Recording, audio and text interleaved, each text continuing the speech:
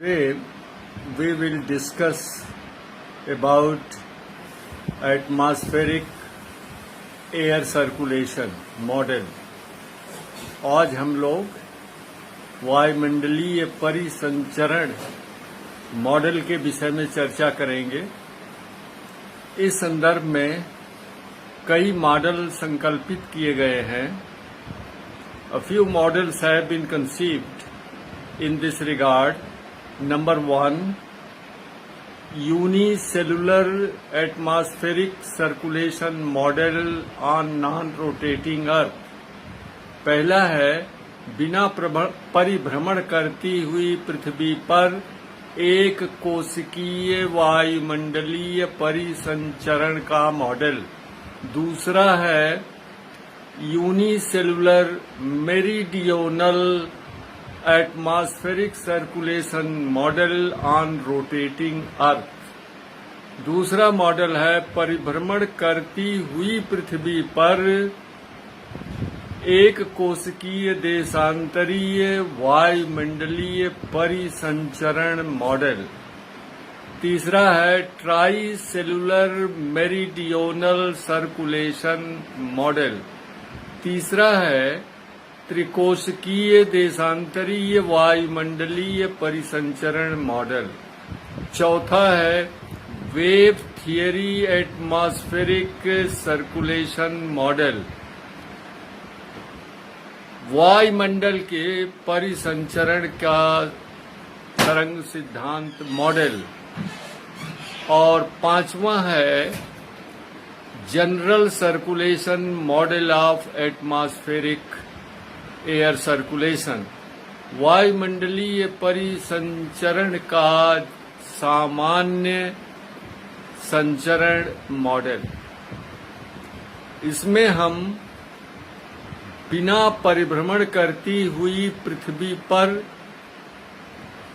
एक कोशिकीय वायुमंडलीय परिसंचरण का जिक्र नहीं करेंगे, क्योंकि यह हाइपोथेटिकल है, कल्पित है, अतः ये वास्तविकता से दूर है।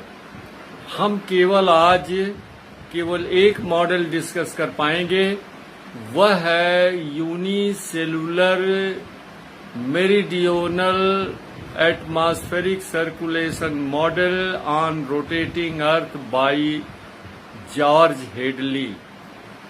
हेडली महोदय ने सन 1735 ईस्वी में ये प्रतिपादित किया कि परिभ्रमण करती हुई पृथ्वी पर एक सेल यानी संवहनीय कोशिका का निर्माण होता है। George Hadley conceived in 1735 that one convective cell is formed on the rotating earth between equator and poles, जिसमें ध्रुवीय क्षेत्रों में न्यून तापमान के कारण उच्च वायुदाब और दक्षिण में यानी भूमध्य रेखा के पास ज्यादा ऊष्मा प्राप्त होने के कारण निम्न वायुदाब का निर्माण होता है। इस तरह भूमध्य रेखीय क्षेत्रों में ऊष्मा ऊर्जा सरप्लस में होती है और ध्रुवीय क्षेत्रों में ऊष्मा ऊर्जा डेफिसिट में होती है। इस तरह से धरातल पर उच्च वायुदाब से निम्न वायुदाब की तरफ प्रेशर ग्रेडियंट का अनुसरण करते हुए हवाओं का संचरण होता है। The air blows following the rules of pressure gradients from high pressure area, that is from polar areas, to the low pressure area, meaning thereby equatorial area। हवा के इस संचरण में हेडली के अनुसार दो कारकों का प्रभाव होता है। Two factor affects the wind circulation as per rule of George Hadley। Number 1, rotation of the earth। Number 2, resultant force और कोरियालिस फोर्स। पहला कारक है पृथ्वी का परिभ्रमण, दूसरा कारक है उससे उत्पन्न कोरियालिस बल, और इन बलों के कारण उत्तरी गोलार्ध में हवाएं अपने दाहिनी ओर और दक्षिणी गोलार्ध में अपनी बाईं ओर मुड़ जाती हैं। According to this rule, Coriolis force, effect of Coriolis force and rotation of the earth, the winds are deflected to the right in the northern hemisphere and to the left in the southern hemisphere. इस तरह उत्तरी गोलार्ध में उत्तरी पूर्वी हवाएं दक्षिण पश्चिम दिशा में चलती हैं, दक्षिणी गोलार्ध में दक्षिण पूर्व से उत्तर पश्चिम दिशा में चलती हैं, और इनके विपरीत क्षोभ मंडल में विपरीत दिशा में हवाएं प्रवाहित होती हैं। The winds blow in opposite direction to the surface wind direction in the troposphere. अर्थात इस हैडली और ये बता दें आपको कि इस कोशिका का नामकरण हैडली कोशिका, हैडली सेल रखा गया है।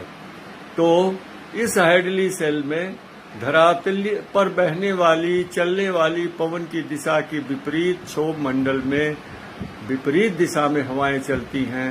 अर्थात अगर हम उत्तरी गोलार्ध को देखें तो उत्तरी पूर्वी धरातलीय व्यापारिक हवा के विपरीत क्षोभ मंडल में ट्रोपोस्फियर में दक्षिणी पश्चिम दिशा से उत्तर पूर्व की ओर विपरीत दिशा में हवाएं प्रवाहित होती हैं। लेकिन हैडली महोदय ने भूमध्य रेखा से ध्रुवों की तरफ इस कोशिका की सततता का प्रतिपादन किया है। But Hadley has postulated the continuity of this convective cell from equator towards the poles. बाद में चलकर के फेरेल महोदय ने कहा कि नहीं, ये कन्वेक्टिव सेल लगातार भूमध्य रेखा से ध्रुवों की तरफ नहीं होता है, बल्कि बीच में भी कुछ और वायुदाब की पेटियां विकसित होती हैं। Later on, Ferrel suggested modification in unicellular circulation of atmosphere presented by George Hadley. According to Ferrel, there is no continuity of the convective Hadley cell from equator toward the poles, but there are also other pressure belts in between. उदाहरण के लिए उपोष्णकटिबंधीय उच्च वायुदाब की पेटी और मध्य अक्षांशीय या उपध्रुवीय निम्न वायुदाब की पेटी।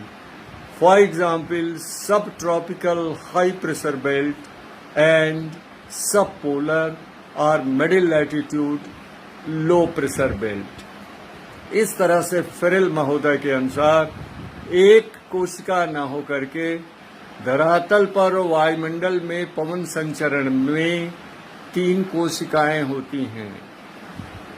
उष्णकटिबंधीय क्षेत्र की कोशिका का नामकरण हैडली कोशिका रखा गया है, और 30 अंश से 60 अंश अक्षांश के बीच दोनों गोलार्धों में चलने वाली या निर्मित होने वाली वायु की कोशिका को फेरेल कोशिका नाम दिया गया है, और 60 अंश से 90 अंश के बीच में जो कोशिका विकसित होती है उसे ध्रुवीय कोशिका कहते हैं। So there are 3 cells on the Earth's surface and in the atmosphere.